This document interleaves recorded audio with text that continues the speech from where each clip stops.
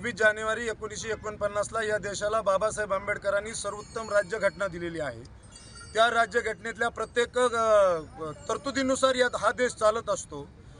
जो ज्या त्या प्रकरणामध्ये त्या एजन्सी काम करत असताना इथं काही भांडवल लोक स्वतःच हुकुमशाही असल्या पद्धतीने आम्ही म्हणीन तो कायदा का आहे अशा पद्धतीने विनाकारण इथल्या तपास यंत्रणेवरती असतील वेगवेगळ्या यंत्रणेवरती आंदोलन करून दबाव आणत आहेत।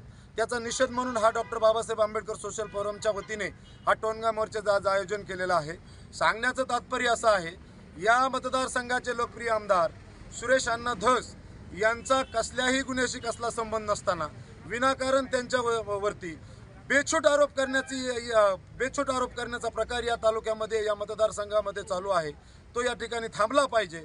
ठीक आहे, ज्यांनी गुन्हा केला त्यांना शिक्षा झाली पाहिजे या मताशी आम्ही पण सहमत आहोत, पण कुठल्याही गुन्ह्याशी कुणाचा संबंध नसताना या तालुक्याने आणि या मतदारसंघाने ज्या लोकांना 80,000पेक्षा जास्त मतांनी निवडून दिलं अशा लोकप्रिय आमदारावर त्याची कल्पेक करून बदनाम करण्याचं जे षडयंत्र या ठिकाणी चालू आहे स्वतःच्या सवंग लोकप्रियतेसाठी ते हाणून पाडण्यासाठी हे डॉक्टर बाबासाहेब आंबेडकर फोरमने आज या ठिकाणी मोर्चाचं आयोजन केलेलं आहे।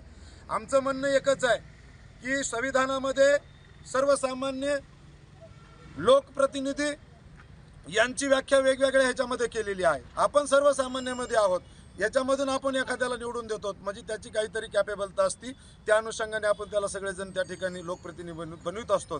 त्यांच्याबद्दल बोलण्याची सुद्धा काही संज्ञा या ठिकाणी त्यांना सुद्धा काहीतरी काय त्याला आचारसंहिता दिलेली आहे।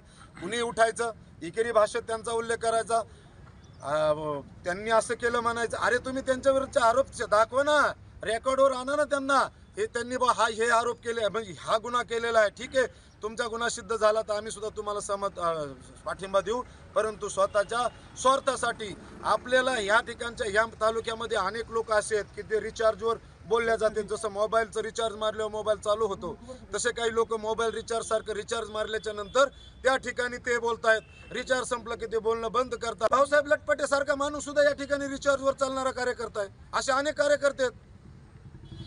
आणि मी सांगेल ना, अरे भाषणामध्ये सांगतो ना कोण कोण रिचार्जवर चालणार आहेत, पुरवत असतील सगळ्या जिल्ह्याला माहिती त्यांना कोण रिचार्ज पुरवते सुरेश धस साहेबांच्या विरोधात बोलायला। रिचार्जवर चालणारे ते कार्यकर्ते येतात, ते शिवराज बांगर आहे। आता शिवराज बांगर ज्या पक्षात जाईन त्या पक्षातल्याला म्हणतो माझा ह्या पक्षाचे सर्वोच्च नेते माझे बाप आहेत। किती पक्ष बदलिले? आम्ही संसदीय लोकशाहीमध्ये संवैधानिक मार्गाने चालणारे कार्यकर्ते आहोत।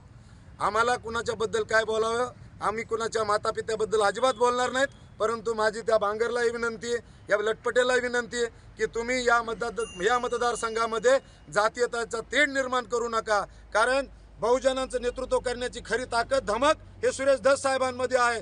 यांच्याकडे दलित आहे, आदिवासी आहे, भटका आहे, विमुक्त आहे, सर्वसामान्यातला मराठा आहे, गोरगरिबातला छोट्या छोट्या सूक्ष्म अतिसूक्ष्म जातीतल्या सुद्धा कार्यकर्ता धस साहेबांना धस साहेब हा आपल्या आपुलकीचा नेता आहे असं या मतदारसंघामध्ये संबोधलं जातं। स्वतःची पोळी भाजण्यासाठी आमचा सर्वसामान्य वंजारा समाज जो आहे गोरगरीब त्यांना सुद्धा या ठिकाणी धस साहेबांचं नेतृत्व मान्य आहे। विनाकारण स्वतःचा अतृप्त आत्मेस तृप्त करण्यासाठी आणि कुणाची तरी सुपारी घेऊन धस साहेबांवरती आरोप करण्यासाठी तुम्ही जे चालवलेले हे षडयंत्र आहे या ठिकाणी अजिबात या ठिकाणी नंतर आंबेडकर फोरम चालू देणार नाही। तुम्ही ज्या भाषेत धस साहेबांविरोधात बोलणार आहेत त्याच्या पेक्षाही खालच्या भाषेमध्ये आंबेडकर फोरमच्या वतीने तुम्हाला उत्तर दिलं जाईल असे या मोर्चाच्या माध्यमातून मी आपल्याला सांगतो। हा मोर्चा इथून विश्रामगृहापासून निघणार आहे, हा मोर्चा तहसील कार्यालयावर जाणार आहे आणि तहसील कार्यालयाला आम्ही ह्या टोनग्याच्या माध्यमातून निरोप देणार आहेत की जर तुम्ही याच्यावरती याच्यानंतर हे बेछूट आरोप करण्यावरती पावबंद घातला नाही तर याच्यापेक्षा